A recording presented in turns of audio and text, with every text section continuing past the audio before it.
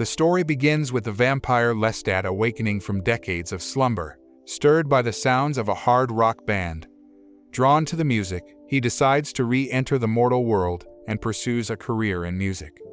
Lestat makes his first kill before interrupting a band's rehearsal.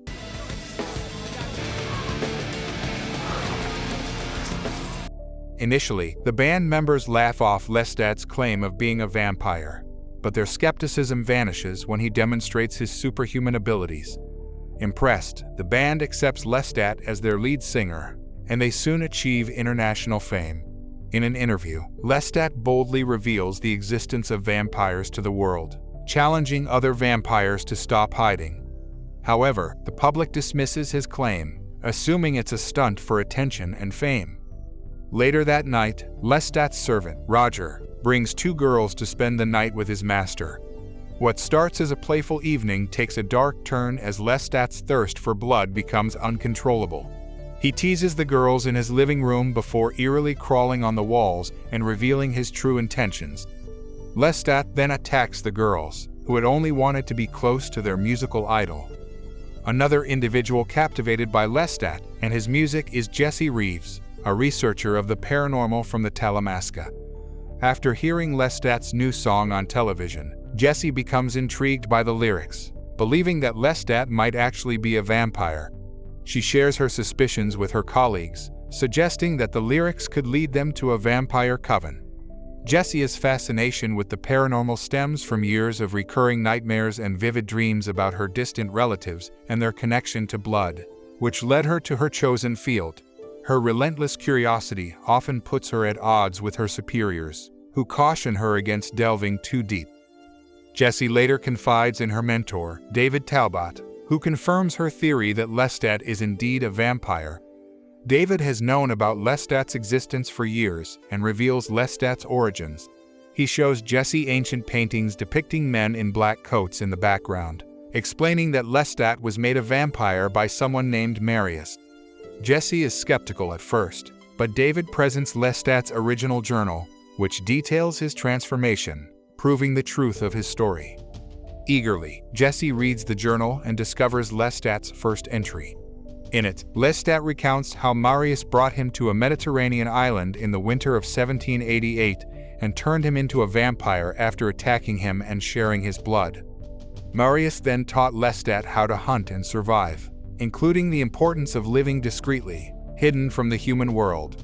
However, Lestat has always desired to live openly among humans, seeing himself as superior. This defiance worries Marius, who fears Lestat poses a threat to their kind by refusing to live in the shadows. Lestat's passion for music has always been strong, and one night, while playing the violin, he is drawn to an underground chamber in Marius' home. Inside, he finds a majestic statue that seems to communicate with him. Believing the statue wants him to play, Lestat complies, and to his shock, the statue comes to life, awakening Akasha, the very first vampire. A taste of Akasha's blood renders Lestat unconscious, alarming Marius. Lestat, unaware of the statue's significance, had unwittingly become the catalyst for Akasha's return to the world. Akasha's existence had been kept secret for the safety of vampires, as her true nature was too dangerous to be revealed. As Lestat found new purpose through music, he soon realized he had taken on more than he anticipated. While he is tied to a bed, Marius explains that Akasha is an immensely powerful vampire whose insatiable thirst for blood could bring catastrophic consequences. Despite Marius's warnings, Lestat dismisses the dangers Akasha could pose. Later, Lestat awakens to find himself unchained and the place in disarray. He checks the chamber and discovers that both Marius and Akasha are gone, leaving no trace behind.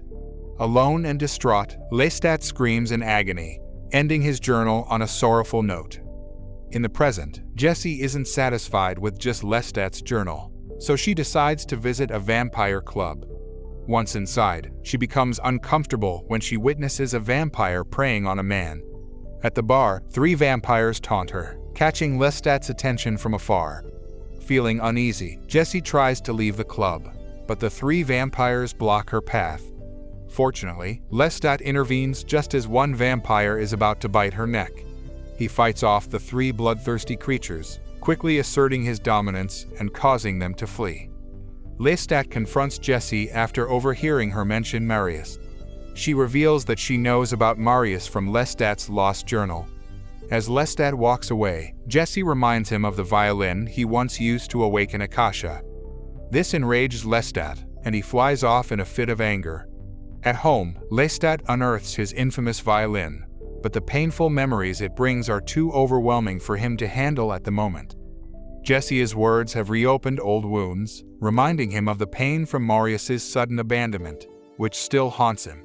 Jessie, hoping to learn more about vampires, had unknowingly struck a sensitive nerve.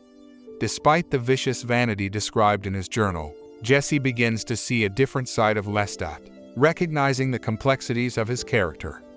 In Los Angeles, Lestat's sleep is interrupted by a nightmare, prompting him to check outside. To his surprise, Marius finally appears after 2 centuries.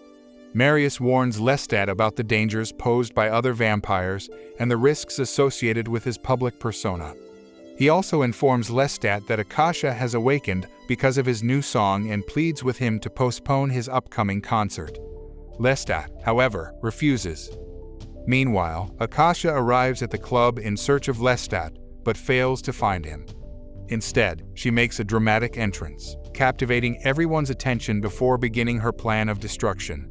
She seduces another vampire into dancing with her, only to rip out his heart with her bare hands. The witnessing vampires panic, but Akasha continues her rampage, using her powers to incinerate those inside. She emerges unscathed, more powerful and alive than ever. On the day of the concert, Jessie visits Lestat, and they share an unexpectedly intimate moment. Beyond her curiosity and fascination with vampires, Jessie finds herself increasingly drawn to Lestat. She even asks him to turn her into a vampire, cutting herself to provoke his craving. Just as Lestat is about to bite her, he becomes furious and angrily rejects the idea. To demonstrate the harsh reality of vampire existence, he takes Jessie to a park, where he aggressively kills a woman on a bench, asking Jessie if she truly wants to live that way. Horrified, Jessie recoils as she realizes the difficult life Lestat endures. Lestat is frustrated that Jessie viewed vampires as subjects of study and is hurt by her willingness to become one without understanding the grim reality. Deep down, Lestat would choose to remain human if he could, as his life of killing for survival is something he loathes. Jessie begins to see that Lestat's life, masked by fame and power, is actually a facade hiding a dreadful existence. Hours later, the concert is set to begin in Death Valley, drawing thousands of fans to the stage. Among the crowd are real vampires, cloaked and staring menacingly at Lestat.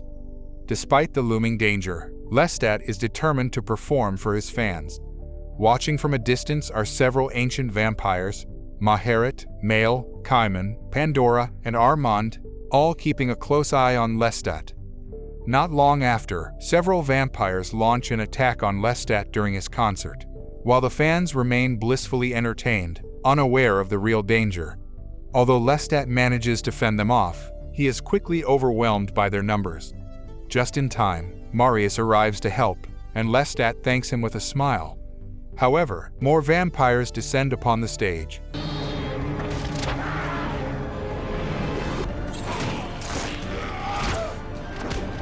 But before they can cause further disruption, they mysteriously burst into flames.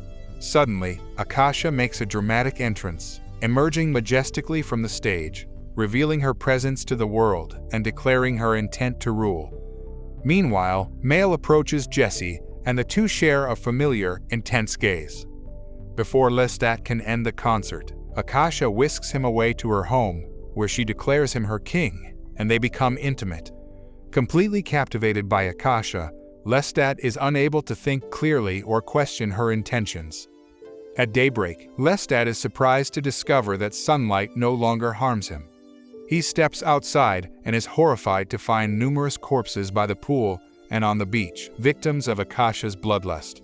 Shortly after, Akasha joins him and reveals that with their combined power, they could rule the world.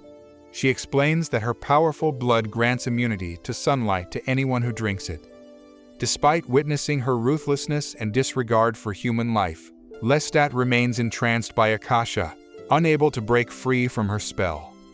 After the concert, Jessie awakens in her Aunt Maharet's home, reuniting with her after many years. As she explores the house, she discovers that her aunt is one of the ancient vampires. Maharet warns Jessie that the times are becoming more perilous and that she must take care of herself, assuring her that the home is always open to her. The ancient vampires gather to discuss their plan to destroy Akasha. They conclude that draining her blood is the only way to defeat her, but they fear that whoever drinks the last drop of the queen's blood will perish. Suddenly, the doors swing open, and Akasha bursts into the room, introducing Lestat as her new king. She tries to persuade the ancient vampires to join her in conquering the world, but they refuse, as recklessly killing humans and attracting public attention violates their ancient rules. Disappointed, Akasha orders Lestat to kill Jessie, and he begins to comply. Maharet intervenes, but Akasha hurls her across the room, leaving the others powerless. Jessie, accepting her fate, offers her life willingly, believing it's the right thing to do. Lestat bites Jessie, but as he drinks her blood, he snaps out of Akasha's spell and regains his senses. Jessie's pure blood counteracts the influence of Akasha's blood, freeing Lestat from her control. Lestat then requests his crown, but instead of giving it to him, Akasha offers her arm for him to feed on. Lestat suddenly turns on her and starts draining her blood. The ancient vampires join in, biting her repeatedly and diminishing her power. While Male and Pandora perish during the struggle, Lestat remains immune to Akasha's powers and is unharmed. As Lestat continues to drain Akasha, Maharet intervenes, drinking the last of Akasha's blood. Akasha's body decays and turns to ashes, signaling the success of their plan. After the battle, Lestat cradles Jessie as Maharet transforms into a marble statue, just as Akasha had once done.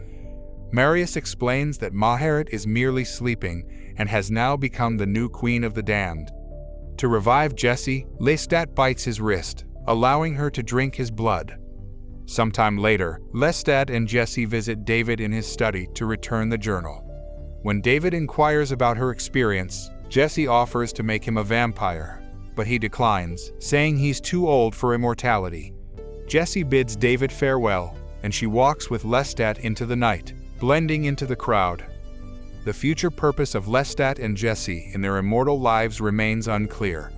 Whether they choose to rule or live quietly among humans, they now possess the power to shape their destiny. Before embracing her new life, Jessie honors David's passion for the paranormal. Her deep interest in the world of vampires ultimately led her to become one. And now, all her questions have been answered. So, what did you think of this movie? Leave it in the comments below. And if you enjoyed the video, please like and subscribe for more movie recaps. See you in the next video.